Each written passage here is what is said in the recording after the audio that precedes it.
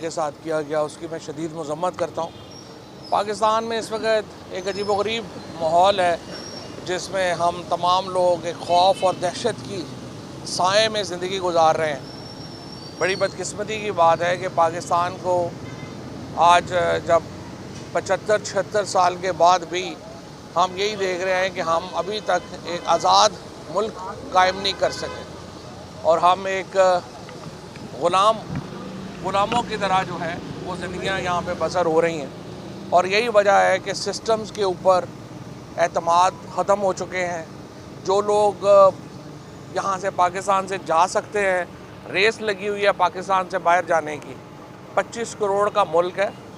इस मुल्क को जिस तरीके से चलाया जा रहा है, ज़ाहिर है कि उसकी अपने रिपरकशंस हैं, उसकी वजह से अपने मसाइल पैदा हो रहे हैं।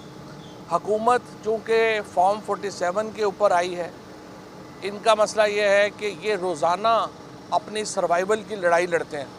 रोज़ाना इनको कुछ करना पड़ता है कि जिससे खौफ और दहशत की फ़ज़ा बरकरार रहे और इनकी हुकूमत चलती रहे। 2 साल मुल्कों की ज़िंदगी में कोई ज़्यादा वक्त नहीं होता, लेकिन हम ये देख रहे हैं कि 2 साल के अंदर ही इस हुकूमत का बिल्कुल इसने पाकिस्तान को इतना कमज़ोर कर दिया है। अब आप देखें कि जब बैनुल-अक़वामी मामलात में हम कहाँ खड़े हैं। 2 साल हो गए हैं, किसी यूरोपीय यूनियन के मुल्क ने शहबाज शरीफ को कॉल भी किया, किसी जमहूरी मुल्क ने पाकिस्तान के मामलात को देखने की भी ज़हमत की। इसलिए इस वक्त पाकिस्तान में कल देखिए प्रेसिडेंट ट्रंप इलेक्ट हुए हैं। पहले ही दिन अभी मेरा ख्याल नतीजा भी पूरा नहीं आया था, तो 2 मुल्कों के सरबराहान जो हैं उन्होंने कॉल्स ली हैं। एक मोहम्मद बिन सलमान की और दूसरी नरेंद्र मोदी की। पाकिस्तान के वज़ीर-ए-आज़म को आज तक बरतानिया के वज़ीर-ए-आज़म ने इनकी दी हुई मुबारकबाद का जवाब भी नहीं दिया। अफ़गानिस्तान की सूरत हाल के मामले के ऊपर हमारी रेलिवेंस थी, अब लग रहा है कि वो भी ख़त्म हो गई है। आप देखें गज़ा के ऊपर सऊदी अरेबिया ने 3 कॉन्फ्रेंसेस की हैं, उसमें उन्होंने पाकिस्तान को बुलाया तक नहीं।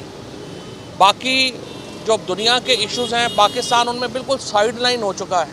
हमारा सिर्फ दौरे जो हैं उनका एक ही मकसद रह गया है और वो ये है कि हमने पैसे कैसे मांगने हैं, और उसके अलावा कोई मकसद नहीं रह गया।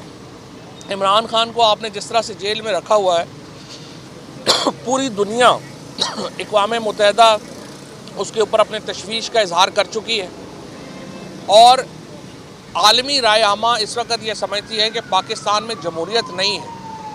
आलमी राय आमा ये समझती है कि पाकिस्तान के अंदर एक फाशिस्ट और बर्बरियत का निज़ाम चल रहा है और इमरान खान की इंक्लूजन के बग़ैर, उनको शामिल किए बग़ैर ये मामला जो है वो हल नहीं होगा। उनको सियासत में स्टेबिलिटी अगर लानी है तो इमरान खान को आपको पाकिस्तान की सियासी हकीकत तस्लीम करना पड़ेगा। प्रेसिडेंट ट्रंप जो है उनके ऊपर भी क्या क्या नहीं हुआ, उन्हें जाली मुकदमों में मुलव्वस किया गया, सज़ाएँ सुनाई गई, लेकिन अमेरिका के अवाम ने एक फ़ैसला किया है। पाकिस्तान के अवाम ने भी एक फ़ैसला किया था, अमेरिका के अवाम का फ़ैसला माना गया है, पाकिस्तान के अवाम का फ़ैसला नहीं माना गया। लेकिन एक वक्त आएगा इंशाअल्लाह कि पाकिस्तान के अवाम का फ़ैसला भी माना जाएगा और इंशाअल्लाह मानना पड़ेगा।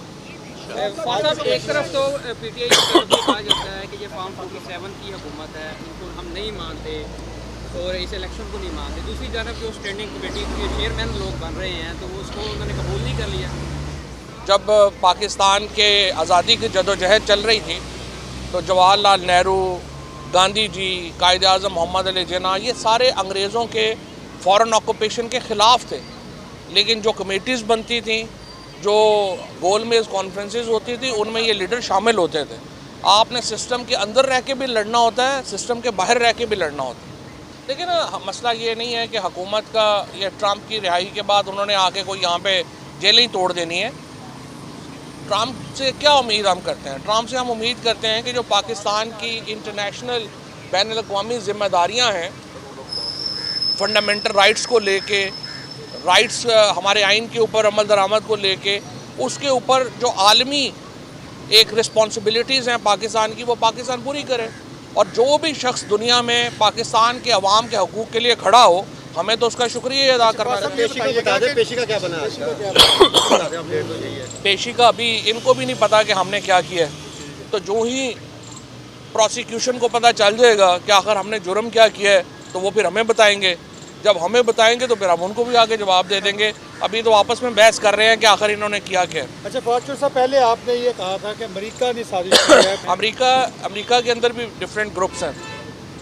फॉर एग्ज़ाम्पल अगर आप अभी देखें तो रिपब्लिकन्स जो हैं, जैसे जो ज़ल्मे खलीलज़ाद हैं और जो एडवाइज़र्स हैं प्रेसिडेंट ट्रंप के इस रीजन के ऊपर, अब तो वो भी कह रहे हैं कि इमरान खान की हुकूमत हटाने में बाइडन एडमिनिस्ट्रेशन ने किरदार अदा किया था। तो अब सिर्फ ये हम ही नहीं कह रहे, अब तो ख़ुद अमेरिका में लोग कह रहे हैं कि बाइडन एडमिनिस्ट्रेशन ने यह साजिश की थी इमरान खान की हुकूमत को हटाने की। तो इसीलिए हम तो कह रहे थे तहकीकात होनी चाहिए, तहकीकात क्यों पाकिस्तान को भी करनी चाहिए, लेकिन अब अमेरिका में ट्रंप खुद ही कर लेंगे। पीटीआई की हिकमत अमली के ऊपर काफ़ी मेरी तनकीद है, काफ़ी गुफ्तगू है, लेकिन अब चूँकि इमरान खान साहब ने मुझे जो है वो मना किया हुआ है और उन्होंने कहा है कि तुमने बात नहीं करनी, तो अब हम नहीं कर रहे। मेरे ख्याल में तो इस ना तनकीद ना करने का भी नुकसान ही होगा।